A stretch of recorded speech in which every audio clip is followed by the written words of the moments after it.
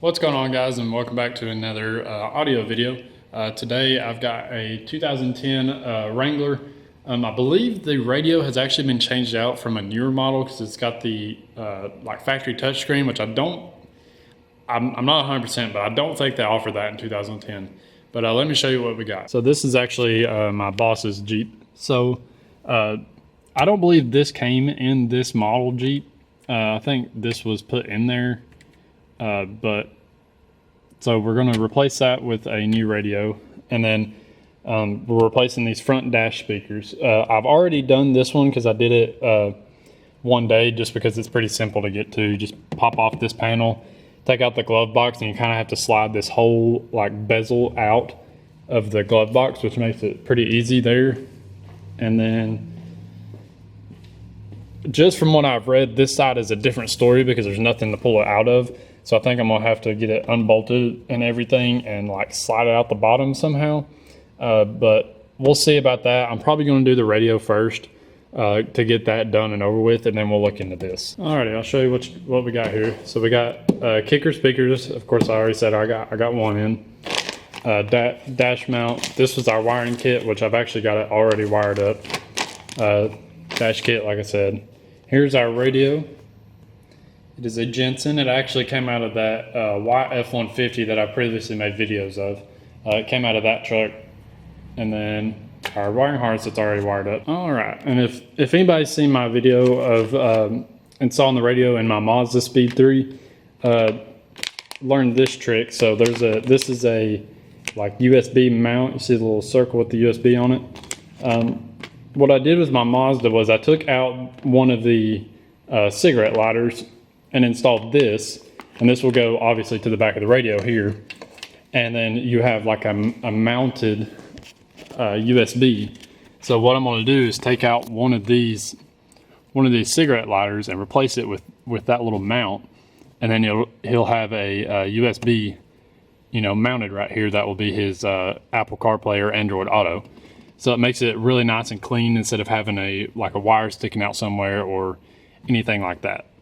So I'm going to get started on pulling this apart and then show you where we're at. As you can see, I've got the dash piece out here, and this is the one we're going to be taking out. So this side was constant. So like even if the car was off, I could you can plug in a charger and it would still charge your phone. So he said he wanted to keep that one, and then we'll lose this one. So we're going to take this one out. It's already kind of broken a little bit. So there's actually as you can see, it's already like halfway out, but we'll pop it back in here. It's kind of hard to tell with the lighting, but you can see it more on the bottom. There's a little tab right there that keeps it in place. You'll just push that and then it'll come right out. And then I'll show you how to put this new one in. So I'm gonna get this out real quick. I got this out.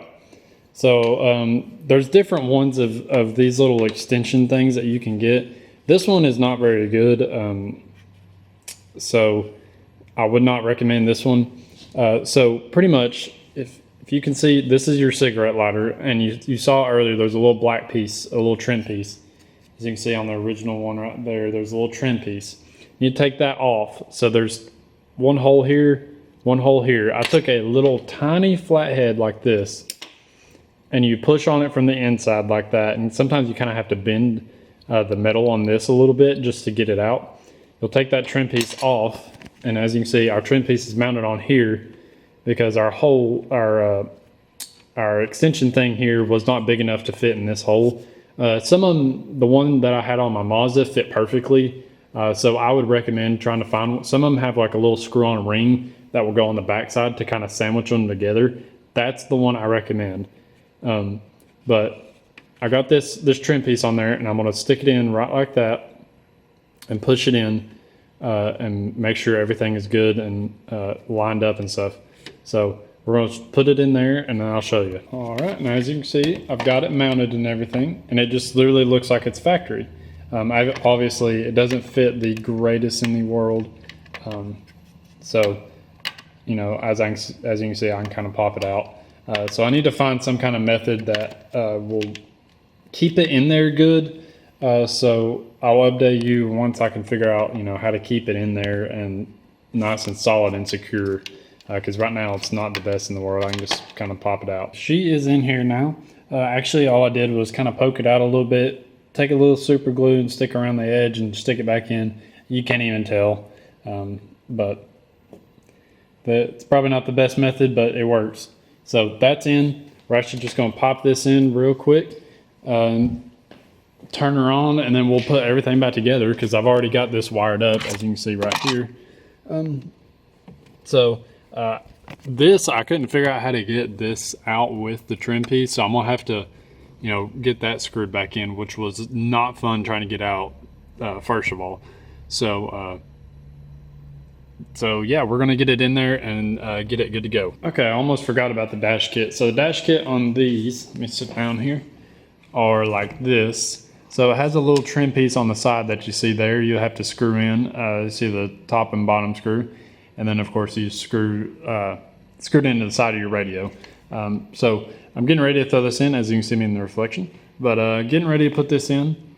I believe I'm ready to go. We're gonna, get it test fitted and all that good stuff. All right, oh my goodness. So I was gonna film getting this beast out, this speaker here, but it was a lot more work than I expected. So literally take off any trim piece you can to get that sucker out.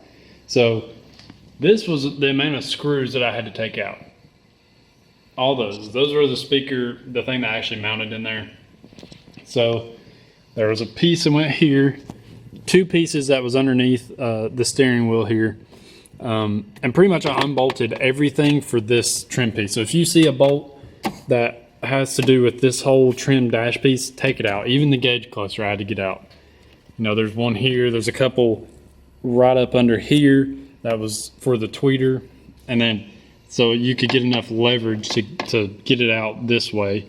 Getting it back in there is going to be another pain in the butt, but I know a lot of people don't even give you like a how-to on how to get this out, and I'm not going to do it either. I apologize, but literally anything that has to do with this trim dash piece that goes all the way around the steering wheel here, take it out, because that was a pain in the butt. Getting it back in is not going to be fun either, because you need enough leverage to get that big thing out of this hole right here.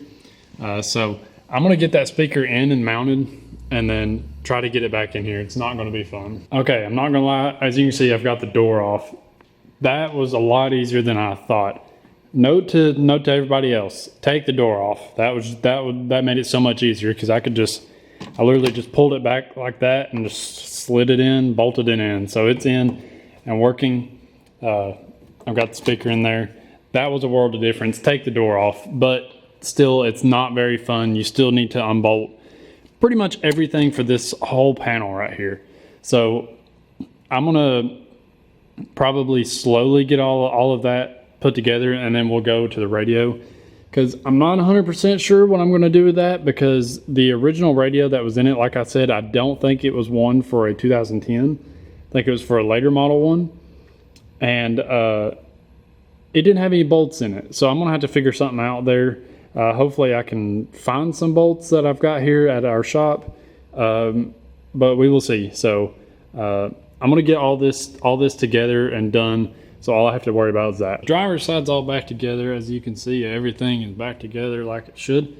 That was not fun, but that's done and over with now. So pretty much all I have to do is getting this buttoned up.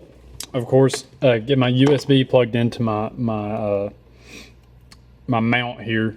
I've got the microphone mounted here. He said he likes it about in that location. So I've got it ran down, got to plug it in. Pretty much I just got to put all this together. The issue is, I think I mentioned it before, the factory radio did not have any screws in it. So I'm gonna have to figure that out. I think I'm just gonna use the screws that screwed in this, because as you can see, right here is where one screw is supposed to be. Right there's where the other one is supposed to be, and they're broken, except for the bottom. The 2 top pieces are broken. So I think I'm just going to use those screws and just kind of tell them, be like, hey, you should probably get some screws from somewhere, and then it'll be easier to screw this in instead of trying to screw the radio in. But yeah, so that's where we're at. We're pretty much just buttoning up and figuring this thing out. It's all in. As you can see, this is my little USB there. As you can see, it looks great. I'm not sure if it can pick it up on camera because it is a little dark. Let me get my flashlight out here. There you go. Looks good like that. Obviously, I don't have this top piece put in yet because it's kind of a pain in the butt. And also, you can see I don't have screws in on the tops because those little pieces are broken. But I'm at least going to tell them about that and you know, be like, hey, if you want to get those, that'd be cool. And literally all I'd have to do is just take this off, and that little bottom trim piece, this piece right here, comes off, and just screw it in, and then it's good to go instead of having to take this out, unscrew those and stuff like that. So but she's all good to go. I'm gonna get this buttoned up, and then I'm gonna do kind of a walk around, you know, like I normally do, and everything's done and finished. But first, before let me do a little, turn it on here and show you a little bit before I do the walk around. It does take a second for this unit to boot up. This is a Jensen.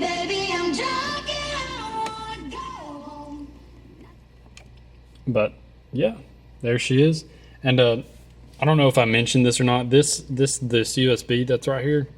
I don't know why I'm stuttering like that. This USB right here is actually plugged into the like Apple CarPlay and stuff like that, and your Android Auto. I would show you, but my phone little plug-in doesn't work anymore for whatever reason, so I've been having to use a wireless charger. I would show you what that looks like, but I can't because my phone is messed up. So there is what she looks like. And I'll do a little walk around with the speakers and all that. Again, all we did was replace these front two ones. So it may not sound the greatest, and obviously you can't pick it up that great on a camera audio like this anyway to see how it sounds. So, but I'm gonna do it anyway.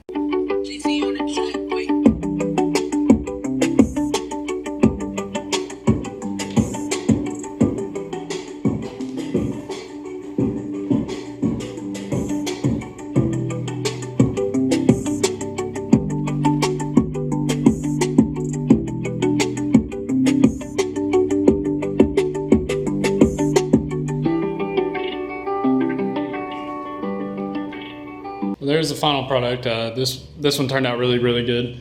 I've always loved that idea of taking out one of the cigarette lighters if you have an extra one for a USB that if you're putting in your radio. Makes things a lot cleaner, better looking and stuff like that. But I finally got to demonstrate it here. I did on my Mazda, and I didn't really show how I did it, and I got a lot of questions about it. So if you do it on anything else, it's kind of the same gist. So I'll probably link people to that little section, or if I ever do it again, I'll do just a little short video on just that. But I appreciate you guys watching, and as always, we'll see you in the next one.